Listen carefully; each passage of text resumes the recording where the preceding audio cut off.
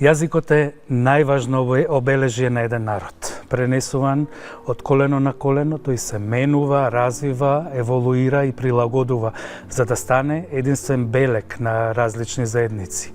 Од јазикот на еден народ произлегува говорот како средство за комуникација меѓу луѓето, специфичен за еден човек, но и за еден одреден колектив.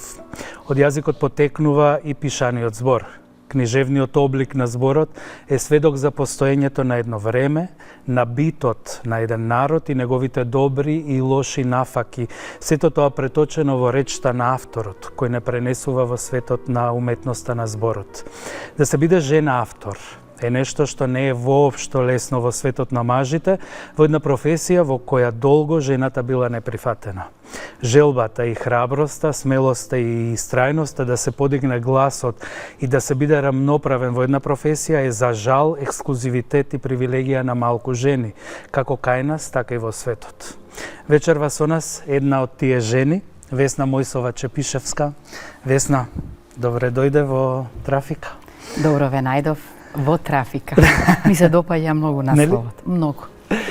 Родена во Скопје, македонски книжевен теоретичар, критичар, редовен професор на Филолошкиот факултет Блаже Коневски, а јас ке те ословувам како македонист. Сосема нормално. Да. Ајде да те запознаеме подобро. Кажи ми нешто за себе прво, па потоа ќе... Па што сакаш? Да, што да кажам. Мислам дека тоа македонист некако дали ме одбележи уште од кога се роди. Зошто сега? Бидејќи ти ме поттикна на ова размислување. Многу рано сум прозборела. Сум имала некој свој јазик. Сум била темпераментна, брблива. Потоа, интересно е што уште во прво оделение, кога тргнав, кога веќе се описмев, значи во второто полугодие од прво оделение, имав една исклучителна учителка, Цвета Бошњак, а потоа, бидејќи бев последна генерација, продолжив кај Ружа Тозија, значи исклучителни учителки кои што посветуваа многу внимание на пишаниот збор, на убавиот збор, на убавото говорење, на изразувањето. И уште тогаш во прво оделение, мојата учителка Цвета Бошњак не носи во зоолошка градина и по враќањето, нели, кога ќе се вратиме, таа бара од нас да напишеме состав како си поминавме сите ние како, нели, првачиња на таа посета на зоолошката градина во Скопје. И јас нормално си седнувам, си пишувам, таа воодушевена. Ми вели да не ти помагал некој. Не, викам така, мене ми дојде. Уште тогаш таа моја учителка, Цвета Бошњак, рече, од ова дете ќе биде или писател или новинар. Прегубаво. Така што, некако... Катерина Стоменовска имав јас во петто, кај што ми даваше да ги испитувам македонски по првото полугодие во петто, а во средно ме викаа Блаже Коневски. Си претерувал сигурно во однос на јазикот, на чистотата, на начинот на изразување. Да. Не мислев тоа дека ќе работам никогаш. Ете, затоа велам дека и јас тогаш не помислував. Да, ама потоа очигледно дека се повеќе јазикот, македонскиот јазик стануваше дел од моето јас. Особено кога станав член на детското драмско студио. Ке дојдев до тоа сега. Ке те прашав, мајка економист и татко фудбалер, познат фудбалер на времето, нели? И наеднаш детево јазичар, нели? 100% посветена. Излесме ние сите така малку во фамилијата тврдоглави, секој си ја тера својата приказна. Немаме ние во фамилија лекари, фамилија професори. Немаше влијание од некого, едноставно си беше ти таа. Дури се мислеа дека не правам добар избор со тоа што ќе се посветам на книжевноста, на уметноста, на да тоа бидам професор, да го пренесувам знаењето од македонската книжевност и воопшто од европската и светската. Не беа многу среќни при тој избор мој, Ама ет, се случи, нели тоа што се случи, така што немам никој во семејството, ниту писател, ниту автор, ниту професор, тоа е. Споменав мајка економист, татко фудбалер и сопруг пеач. Да. Кога веќе почнаме со Да.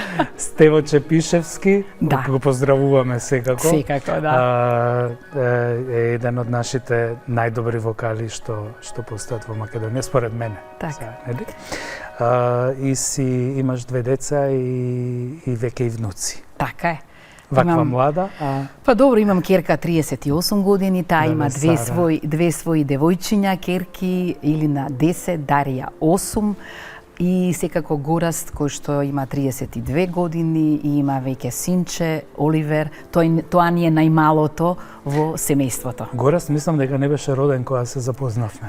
Не беше. Така? Не беше. Да, тоа беше во периодот помеѓу Сара и помеѓу Гораст кога од тогаш трае, значи 30 и кусур години е нашето пријателство, познанство и така натаму.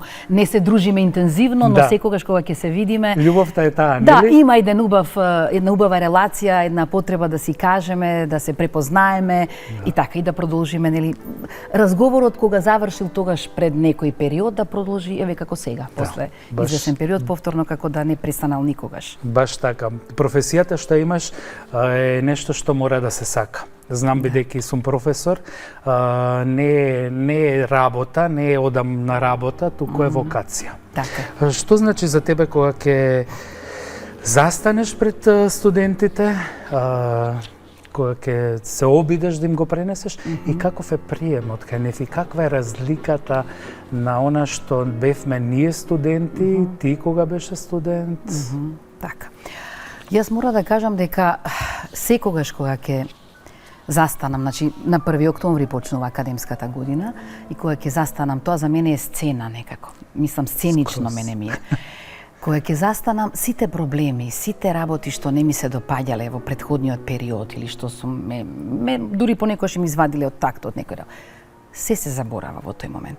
Тогаш ги гледам пред себе тие нови лица, тие нови млади луѓе кои што решили од многуте, да речеме, факултети, од многуте можности да студираат, да учат, да отпатуваат дури од државата, ама тие неколкумина што решили да останат и јас ги гледам нивните ликови и повторно кај мене истиот жар како кога почнав пред 30 години, да. Исто.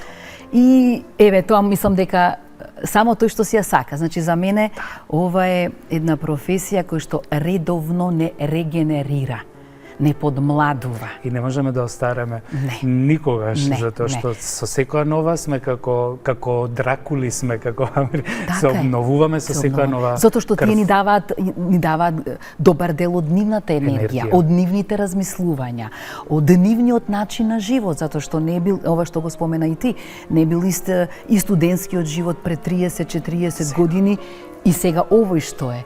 Така што, да, кога ќе дојде 1 октомври, кога ќе почнат првите часови, ме носи таа страст да ги запознам подобро, да ги научам нивните имиња, зашто секоја година учам нови имиња, тоа се нови деца, нови луѓе. Така? И им ги знам вториот час и се чудат како им ги знам имињата и презимињата и се уште пред да стигнат. Тоа е за мене страст, бидејќи на тој начин тие сваќаат дека јас вистински сум се посветила. Не ги гледаш само како не само како бројка, така е, туку сакам да ја видам, да го спознам и нивниот сензибилитет и да предпоставам што би сакале повеќе да читаат, во кој автор може би ми омилен. Колку читаат сега младите?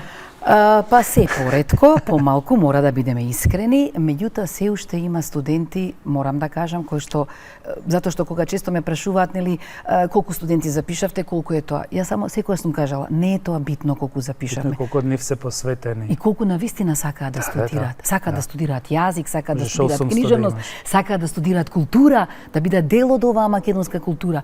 Мене таа страст ми е побитна отколку јас да имам, не знам, 50-тина, 100-тина студенти, тоа за мене е небитно. Навистина, бројката е небитна, но страста секако дека ова е еден голем проблем, тоа е глобален проблем околу читањето, да, ама јас не се давам, значи кај мене мора да има еден квантум на книги што мора да се прочитаат Дали за време на часови, преку годината, таа организација на часовите, дека мора да бидат активни, да дискутираме, да разговараме, дали преку истражувачки теми, дали преку семинарски, дали преку колоквиуми. Јас различни облици им наоѓам, да видам дали некој може добро научи дома, па тоа само да го репродуцира, дали е инвентивен. Да. Морам да им го откријам, да откријам што кај нив доаѓа во преден план, што испливува, и така на тој начин да ја насочувам страста нивна и да ја разгорувам уште повеќе. Да не се разочараат. Да, битно и тоа, затоа што ако ги истолчиме од почеток, не е ни тоа никакво решение, ниту пак ќе се постигне нешто. Лектор, 4 години директорка на меѓународниот семинар за македонски јазик, my favorite, литература и култура, односно при Универзитетот Свети Кирил и Методи во Скопје. Кажи ми какво ти беше тоа искуство, работата со семинарот и што успеа ти да донесеш за тие 4 години? Јас мислам дека секој од нас во даден момент кога ќе му се даде некаква прилика, нели, да биде на некој раководно место, дека тоа треба да го искористи. Зошто? За да види дали може. Може би нема да може. Може би не се наоѓа, може би ќе смета дека тоа е преголем ангажман. Меѓутоа, ова директор на семинарот дојде некако природно, бидејќи еве и ти го спомена тоа, јас претходно 20 години бев лектор на тој семинар. И тоа е една интеракција. Јас со сите тие семинаристи, значи ги познавав прво, како ученици, нели, условно кажано, како семинаристи, како влюбеници во македонскиот јазик, во македонската литература, во македонската култура пошироко, бидејќи тука преку семинарот се доаѓа и до музиката, до филмот, до театарот и така натаму. Не се ограничуваме само на литература. Точно, затоа што ние прво треба да го совладаме јазикот, ама кога ќе го совладаме, ни станува тесното јазик кој што е само за една обична комуникација.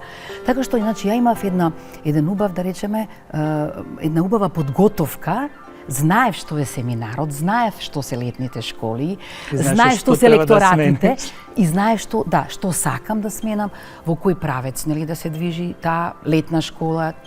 Воведов тогаш во мое време се почнав со зимска школа, првпат се отвори зимската школа онлайн, значи на далечина, меѓутоа и тоа беше едно ново искуство. Но интересно е што јас само што дојдов во рамките како директор на семинарот, се случи пандемијата и сакав неќев морав да правам тотална реорганизација на летната школа, ама и тоа ми беше предизвик, бидејќи беше една од првите летни школи организирани на далечина, онлайн. Другите дури се откажа од организирање на далечина, сметајќи дека тешко е, лесно е, како ќе биде учење јазик, нели, преку сите овие електронски платформи и така, меѓутоа се покажа како големо искуство. И ние училиштето го сменивме скрос на далечина и се покажа многу добар избор.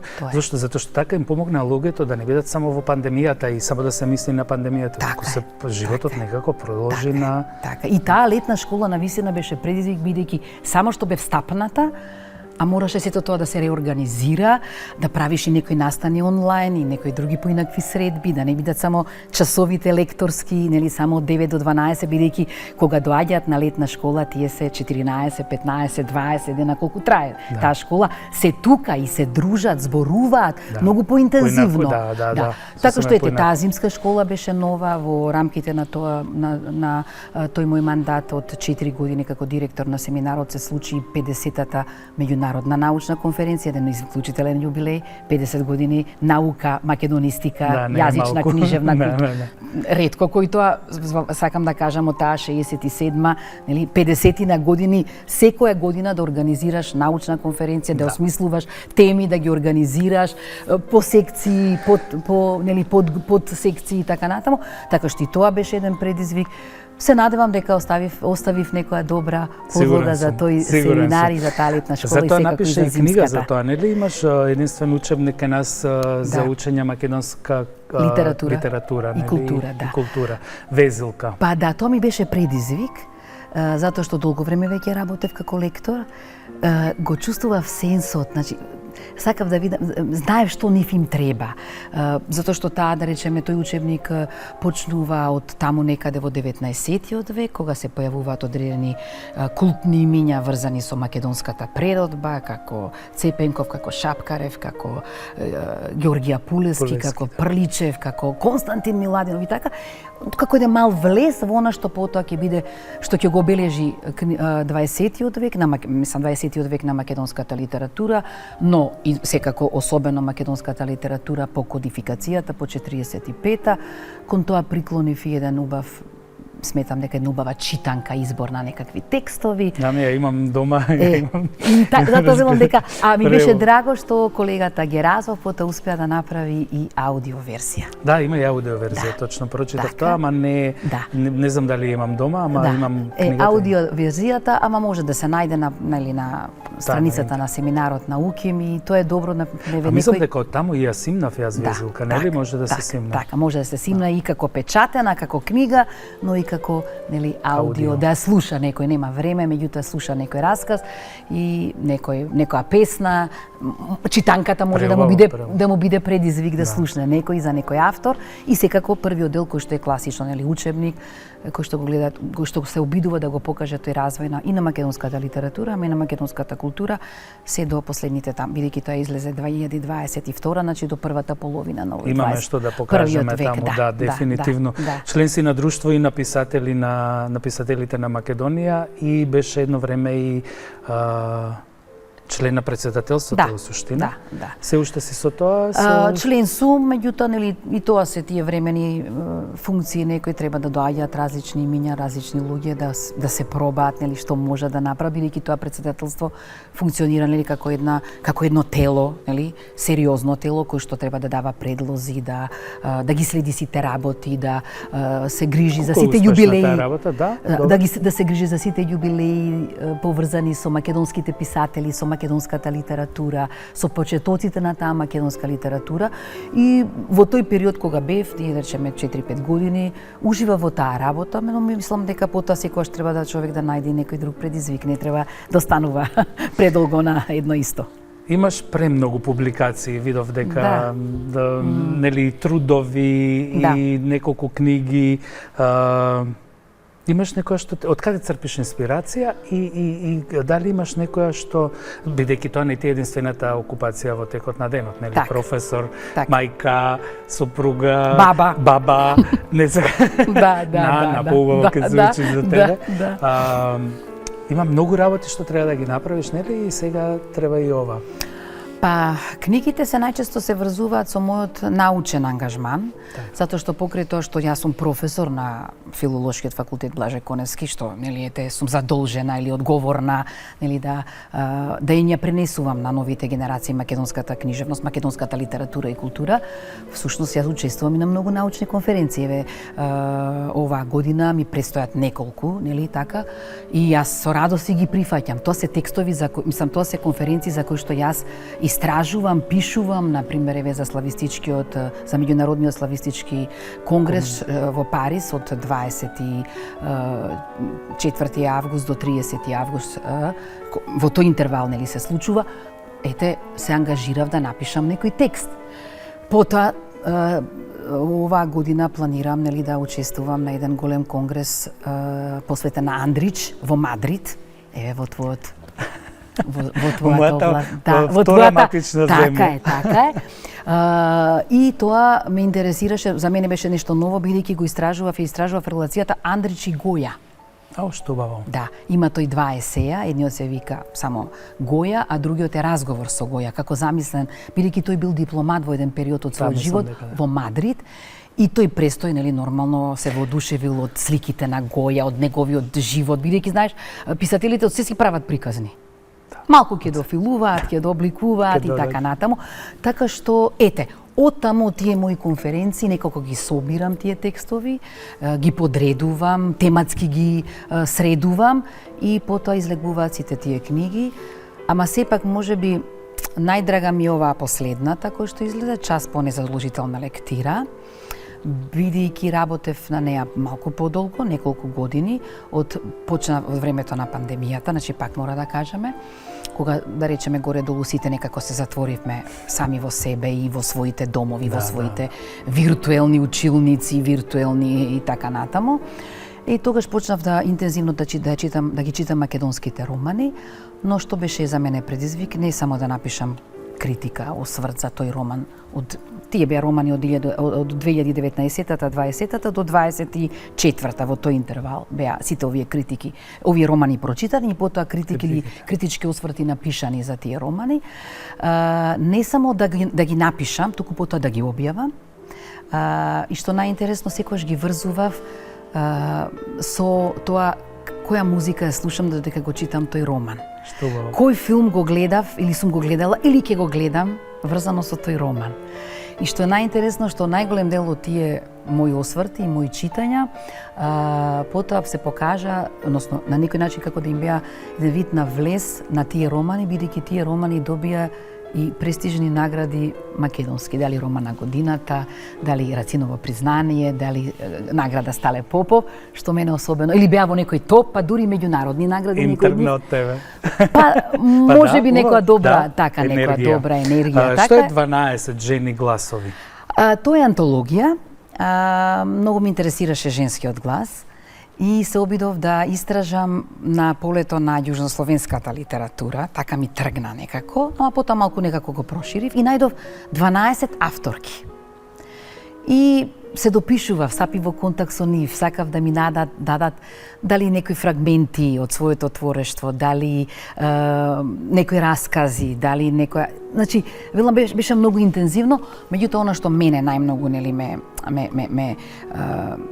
ме водеше како водилка, да ги натерам моите студенти тие раскази од јужнословенскиот простор да ги преведат од српски, босански, црногорски, бугарски на македонски. Што? И тоа беше како еден вид. Сакам да го вид... видам тоа. Да, Сакам да значи, го прочитам. Ако имам примерок дома, ќе ти го дадам. Да. Ние исто во Каста Дива Едиторијал правиме, објавуваме жени, многу малку мажи. Так. Имаме сосема осврт кон И женската. беше навистина многу инспиративно и сакав да покажам 12 Требало различни гласови, 12 гласови, женски гласови, и тоа се женски писма, теми многу интересни. Например, за мене така ја запознав и од Босна преку исклучителните сведоштва за војната во Босна. Сите ние гледаме вака, ама кога ќе го видиш преку книжевно писмо, таа траума, и тоа, значи, не е се хихи-хаха во животот. Не. Животот навистина е убав, тоа никој не го спорува. Има и... Да, така. Откако Ленка остави кошула тенка ленена, недовезена на развој, и на наломи отиде тутун да реди в Монопол. Кочо Рацин, Петрема Андреевски, конески ти се светото тројство, велиш во едно интервју. Да. Почна со Рацин. Ми беше предизвик Рацин да го работам за магистерска, како магистерска теза. Петре го работев како докторска теза, а конески потоа беше круната, да речеме, на некој начин, бидејќи од една зрелост, веќе како редовен професор на УКИМ, да му посветам цела една книга, трудови кои што се врзани со неговото име, со неговото истражување. Тој ми беше потик, а Рацин, почнав со Рацин, меѓутоа тогаш во тоа време, затоа што јас сум магистрирана 96-та, значи 30 години се поминати од тогаш, се уште не беше доволно истражано неговото српско-хрватско творештво. Творештвото кој што тој го пишувал на српско-хрватски, бидејќи бил дел од кралството Југославија, во кој што официјален јазик бил тогашниот српско-хрватски. Тоа творештво сакав да го истражам, неговите љубовни дописни картички до Раца, како станал тој Рацин, таа енергија, па неговата врска со Невенка Вујич и неговите писма, а Петре секако потоа ми дојде како круна, нели, да се надгради, тргнувајќи од оној експресионизам на Рацин, да се посветам на надреализмот. Лорка ми беше исто тука, бидејќи имаме, нели, теми заеднички. Лорка сакав да го исчитам, го читав бидејќи тој негов посебен шпански надреализам. Многу да се поврзат, имаш право, многу. Ако ги споредиме, многу И имам тоа парче баш Лорка и Андреевски во книгата. Лицето на зборовите може да биде интересно, бидејќи за мене беше навистина едно откровение, така, таа страст кон жената, кон земјата, таа, нели, медитеранска страст, ја има и Петре. А и драмите, Јерма и... Да, па свадба и така. Хајде да се префрлиме на еден мене многу поинтересен дел од разговорот и погорлива тема, македонскиот јазик. Добро. Не ти поставувам Да не падна страшни на испит. прашања. Во време кога македонскиот јазик за мене, сега ова е моje видување, живее или доживува една чудна трансформација. Не постојат веќе дефинирани вокали, се е исто. Целосно отсуство на акцентско, на нели точно акцентирање. Така е. Скуден, многу ограничен вокабулар, кој што според мене не соодветствува на јазик што еволуирал или еволуира. Напротив, како да се враќаме. Сега имаме три историски битни моменти, нели појавата оној некаде околу 9 век, како го сметаме како појава на македонскиот, 19 и 20 век, и потоа кодификацијата и стандардизацијата во 20-тиот, нели 44 и 45 со Блаже Конески. Дали ти мислиш дека претрпува јазикот сега во моментов голема промена? Зборувам сега за говорниот јазик. Пишаниот збор е друга работа. Точно. Луѓето исто мешаат литературен со стандарден јазик. Не можеме ние да зборуваме литературно, ние зборуваме стандардно. Така е. И тоа е еден друг. Така. Иако и литературата сега бега од стандардниот и од литературниот, затоа што може и тој да му дозволи, да им дозволи на своите ликови да си зборуваат скопски, малски, нели, како во двор, како пред зграда да зборуваме, така, тоа е нормално. Затоа што инаку ќе останеме во една, како да ја кажам, јас бев многу против тоа кога работев на преводите на каде што се направи на комисија со вокабулар, што го вика неразговорник, не знам како сега, моравме да одиме по тоа за мене. Правопис не Не правопис, него има како еден мал речник направен, според кој мораше да се поминуваат книгите. Тоа е диктатура веќе во јазик. Значи не може ти да споредуваш Шекспир со Лорка, со некој што или со Борхес. Така е. Значи тоа е она што јас го сметам како дека јазикот не смее да се се касапи на некој начин. Ке ми кажеш за ова што мислиш, но и за речникот. Например, 23 академии се шпански од различни земји, кои што секоја втора година го обновуваат, го ревидираат јазикот, и ако целиот народ почнал да користи сукња, таа сукња ќе влезе таа година во речник. Нема да му вика на народот користи здолниште. Не смеш тоа, односно не е правилно, погрешно. Супер, нека постои здолниште, здолница, но нека постои сукња. И нека биде назначено кој што. Јас се согласувам дека ова за речникот дека навистина треба да биде тој динамичен. Тоа е жива материја. Тоа е жива материја, затоа што секако влегуваат и нови зборови. Пак да се вратиме на Конески. Конески како рече, јазикот се кове во ковачницата на преводот. Значи, ние бидејќи сте, мели, се занимавате сите, повеќето вие што си дискутирате, се занимавате со превод, значи некој автор да го пренесете, ама не само да го пренесете филолошки, сега вие точно да го преведете, туку и сензибилитетот, и атмосферата, и закачките во јазикот што ги има, мора да ги има. Јас да го, значи, ако се смееш ти на шпански, јас ако не се смеам кога ќе го прочитам на македонски, значи нешто не е во ред. Јас него или ја не сум, значи не сум го сватила, или ти лошо си ми го пренел. Така, значи мора да го има сето тоа. Така што тој аспект, значи ја го почитувам Конески, значи само преку преводите ние го збогатуваме. И многу може некои зборови што доколку вие сте логизми мора да се појават. Вие сте дошле, може да влезат и тие во речник. Да. Зошто да не? Зошто да нема нови зборови кои што ќе ги направи еден преведувач, кој е. Или автор. Да речеме кај нас тоа, например, Гане Тодоровски многу си поигруваше.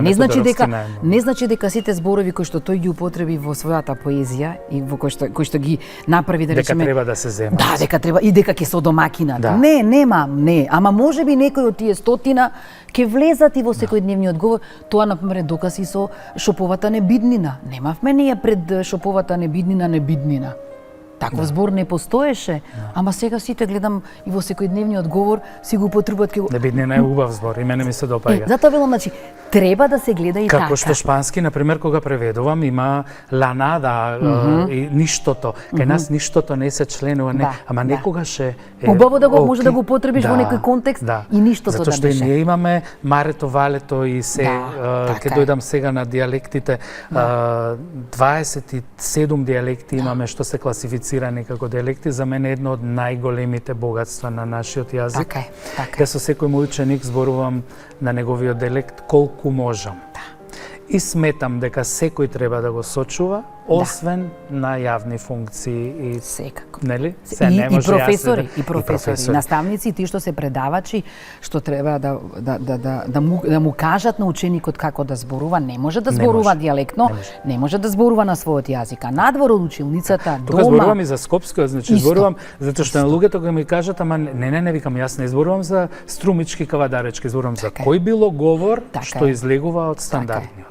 Така. Имаме богатство на пример во ајде различно акцентирање, ама глаголските форми седум, јадум во Гевгелија, копамев, не знам дали си го чула. Така е. Тоа се навистина бисери. Невидени или тањирчинија, мисур и пањца. Да. Кога ќе им кажеш разликата, нели? И тоа покажува исто така да речеме тие дијалекти не остануваат само во границите на оваа држава, туку ти излегуваат и надвор од границите, влегуваат во Албанија, влегуваат во Грција, влегуваат во Бугарија, во Србија, во Косово, не? И тука се да речеме границата што е државна граница, всушност не им пречи на јазиците, на дијалектите, така? И од тој аспект, всушност и лексиката се збогатува преку новите преводи, преку неологизмите, но и преку дијалектизмите. Нормално. Тие треба да се чуваат. Апсолутно треба да се чуваат. Така е. Сега може и да се назначи во текстот или приговорот дека е дијалект, нели дијалектички збор, ама дијалектолошки. Ама мислам дека треба да постојат сите, затоа што и токму на граничните се мешаат јазиците и од таму доаѓаат. Ама тоа е убавината. И тоа е убавината, како што убавината што имаме толку турцизми. Факт е да речеме некој од Битола тешко да се разбере со некој од Гевгелија или од Струмица. Така? Јас уживам кога ги слушам. На час ми кажат, што каже, што е ова, што е ова? Не знаат зборови, не знаат ваган. Али тоа е богатството. И тоа е богатство. И затоа во тој контекст да речеме добро е што се направи тој дијалектолошки атлас. Да. Ману, нели, работеше, тоа не се работи кратко на година, пола година, значи со години се работи за да се исцртаат, нели, сите дијалекти и да се наснимаат би било најубаво. Тоа уште поубаво. Затоа што старите само останува да го зборуваат. Егеиските говори. Не знам колку ги познаваш на пример Долноколичани на Кекитка. Таму живеат македонци муслимани. Јас целиот тој дел се вика Торбеши, јас сега скоро открив дека се вика така.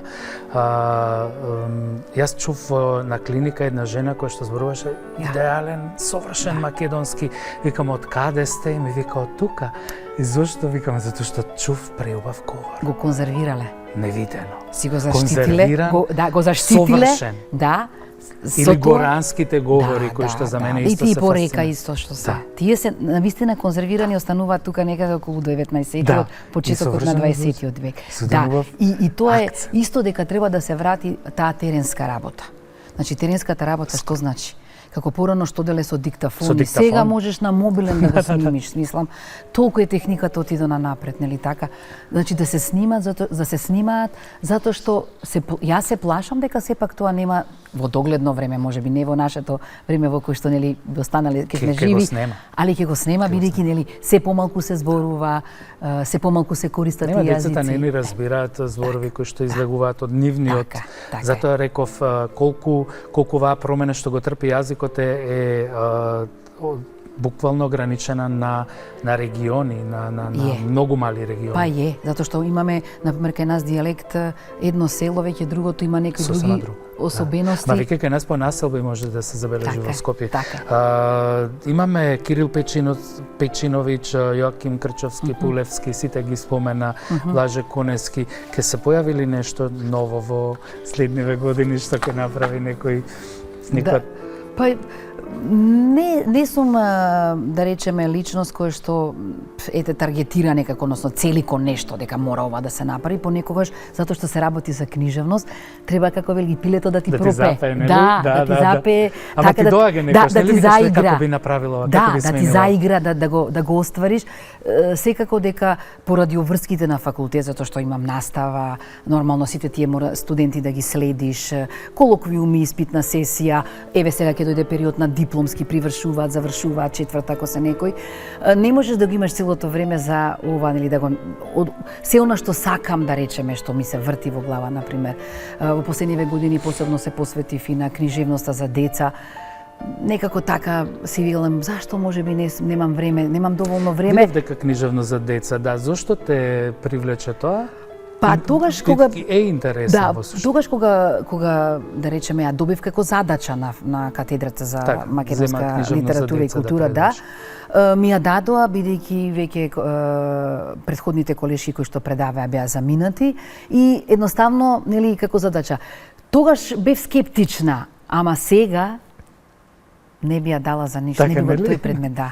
Уживам додека читам, додека работам, додека ме подмладуваат сега исто да речеме со внуките, тие читаат некако лектири, па И ти се не воживаш, се враќаш на да, дневно се време, враќам на лектирите и така се подсетувам. Децата од нашата улица. Да, па што им е убаво, па Орхан, па не знам сега, шекерната приказна, па ете така. Шекерната приказна со глувчето беше така. Да, со очињата, очиња. што и детето кое што потоа ќе проди и ќе стане живо, што има матрицата на Пинокио. На Пинокио скроз. Да. И затоа компаративната. Женските автори како Вирџинија Вулф, која што нели одбранува нели феминизам, имаме Изабела Алленде, еден мексикански, односно чилиански надреализам, Джейн Остин, Габриела Мистрал, поновите Алмудена Грандес, Роса Монтеро. Сите тие имаат оставено некакви нели и белези поради жената како централна личност. Што сакаш ти да читаш? И дали имаш омилени такви авторки или автори покрај овие нели професионалните, да ги кажам? Така. Се мора да кажам дека имав една книга која што заедно со Елена Танасију ја напишавме, се викаше роман во писма беше, тоа 101 писмо, 101 живот во принцип.